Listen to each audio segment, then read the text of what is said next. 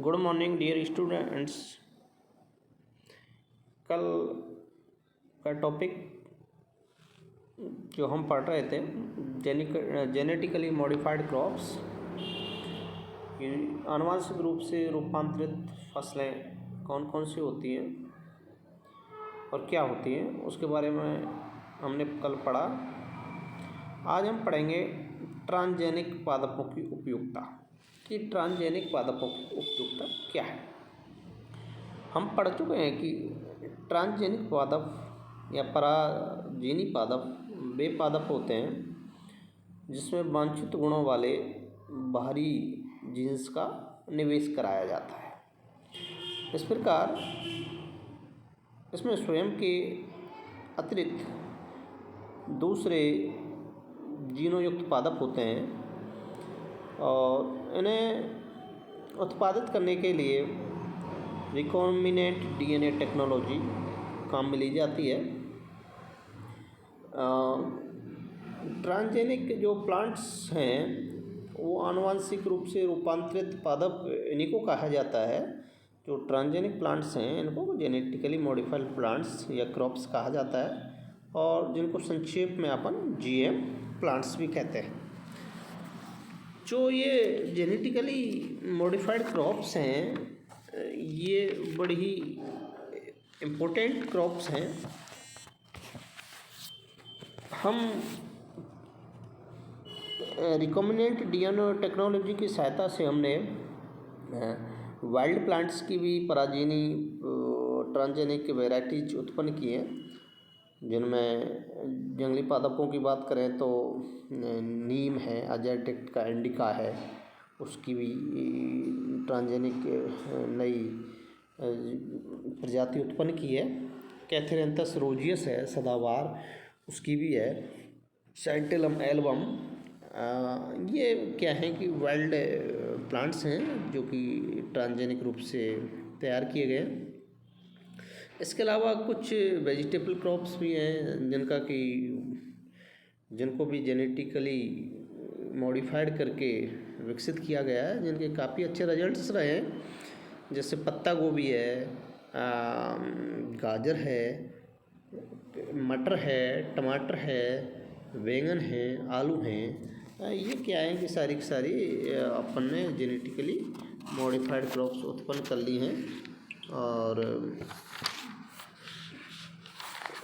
इनके जो उपयोगिता है वो इस प्रकार है कि सबसे पहले तो इस प्रकार के जो बेनिफिशियल जीन्स होते हैं वो दूसरे पादपों में हम ट्रांसफ़र किए जाते हैं ताकि वो पहले से बढ़िया किस्म के हो सकते हैं। इस प्रकार इससे अच्छी जीन्स का क्या है कि अच्छे जीन्स के बारे में जीन्सों का पता चलता है जिनको कि हम ट्रांसफ़र कर सकें और उससे अच्छी किस्म के पादप बना सकें। तो नंबर फर्स्ट है, इस प्रकार के जीन्स पादपों में ट्रांसफ़र किए जाती हैं ताकि वो पहले से बढ़िया किस्म के हो सकें, ये इसकी उपयोगिता है।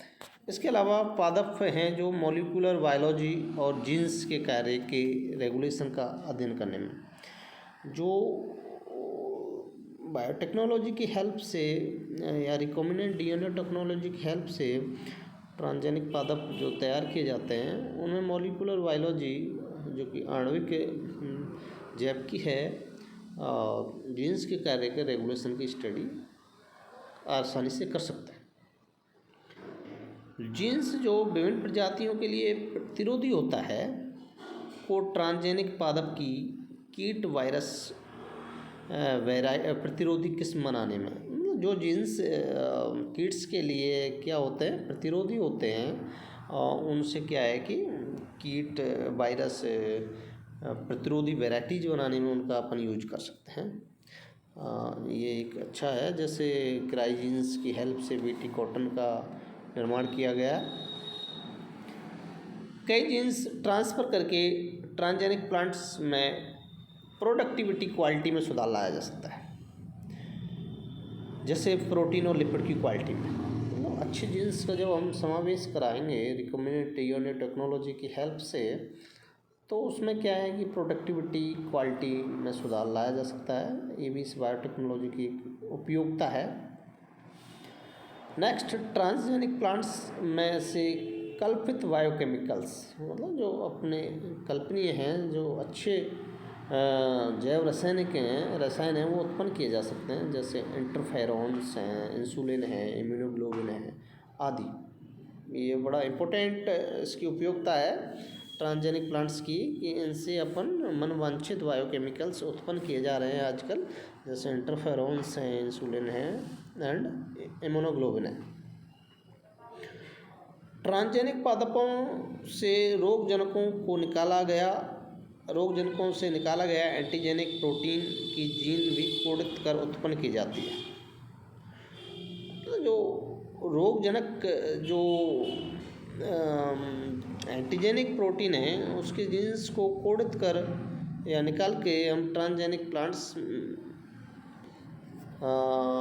में डाल सकते हैं, जिससे कि क्या है कि रोगजनकों के प्रति क्या है वो एंटीजन का काम करेगी।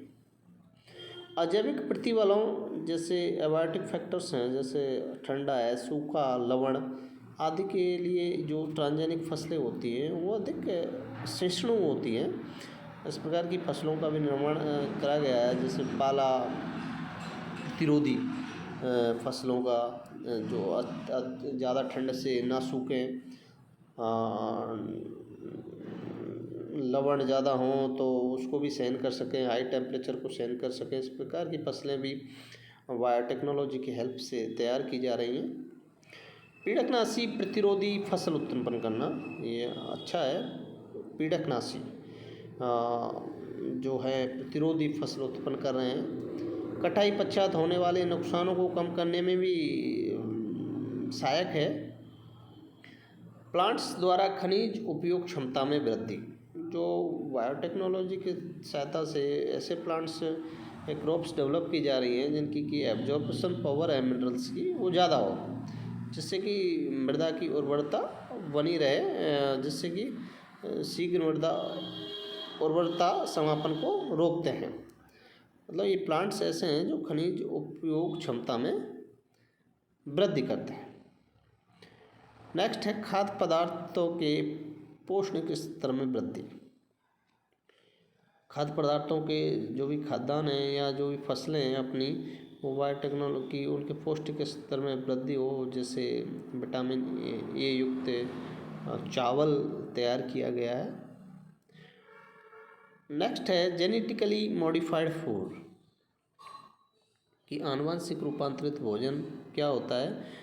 वह भोजन या वह खाद्य पदार्थ जो आनुवंशिक रूप से रूपांतरित फसलों से बनाए जाते हैं या ट्रांसजेनिक फसलों से बनाए जाते हैं, वो जीएम फूड या आनुवंशिक रूप से रूपांतरित खाद्यान्न कहलाते हैं। ये खाद्य परंपरागत प्रजनन द्वारा विकसित किस्मों से बने खाद्यों से भिन्न होता है, क्योंकि इसमें एंटीबायोटिक रोधिता जीन, जिनका उपयोग आनुवंशिक इंजीनियरिंग के दौरान किया गया था, द्वारा उत्पादित एंजाइम उपस्थित होता है। दूसरा, इसमें जो संबंधित पराजीन है या ट्रांसजीन है, जैसे कीट रोधी किस्मों में क्राइजीन द्वारा उत्पादित प्रोटीन उपस्थित होती है। अंत में एंटीबायोटिक रोधिता जीन स्वयं उपस्थित होता है। बात यह है कि जो जेनेटिकली मॉडिफाइड फूड हैं वो अपने वांछित गुणों वाले फूड हैं, जिनको कि हमने अपनी इच्छा से वे जीन्स डाले हैं जिनके कि हमारे फूड के लिए वैल्यूबल हों, अच्छे हों, जिससे फूड की जो पौष्टिकता है वो बढ़े, उसमें एंटीबायोटिक रोधिता जीन हों एंड उसमें कीट प्रतिरोधी जीन हों, ये पौष्टिक लेवल न्यूट्रिशन वैल्यू अच्छी हो, ये सारे हैं जो ये कैसे हैं जेनेटिकली मॉडिफाइड फूड है। नेक्स्ट है सस्टेनेबल एग्रीकल्चर। सस्टेनेबल एग्रीकल्चर होती है वो इस प्रकार की खेती होती है जिसमें कि बायो फर्टिलाइजर्स या बायो पेस्टिसाइड्स का या जो इंसेक्टिसाइड्स होते हैं उनका उपयोग कम से कम किया गया हो और जिससे कि अपनी कृषि है वो जो खेतों की जो उर्वर शक्ति है वो लंबे समय तक बनी रहे और एग्रीकल्चर जैसे चलती आई है उससे और क्रमबद्ध तरीक़ा से या धीरे धीरे और उसकी उर्वरक शक्ति बनी रहे और बढ़ती जाए। सस्टेनेबल एग्रीकल्चर का मीन्स है कि जो खेती चली आ रही है वो फ्यूचर के लिए भी सेफ़ होनी चाहिए। तो फ्यूचर के लिए सेफ जब ही रहेगी जब उसमें हम बायो फर्टिलाइज़र्स या बायो पेस्टिसाइड्स या कीटरोधी जातियों का उपयोग करके अपन जो फसल तैयार करेंगे तो वो सस्टेनेबल एग्रीकल्चर कहलाएगी। क्योंकि सस्टेनेबल एग्रीकल्चर में प्राथमिक रूप से नवीनीकरण संसाधनों का उपयोग किया जाता है जिसमें बहुत कम प्रदूषण होता है तथा पैदावार की जो न्यूट्रिशन क्वालिटी होती है वो उच्च स्तर की होती है।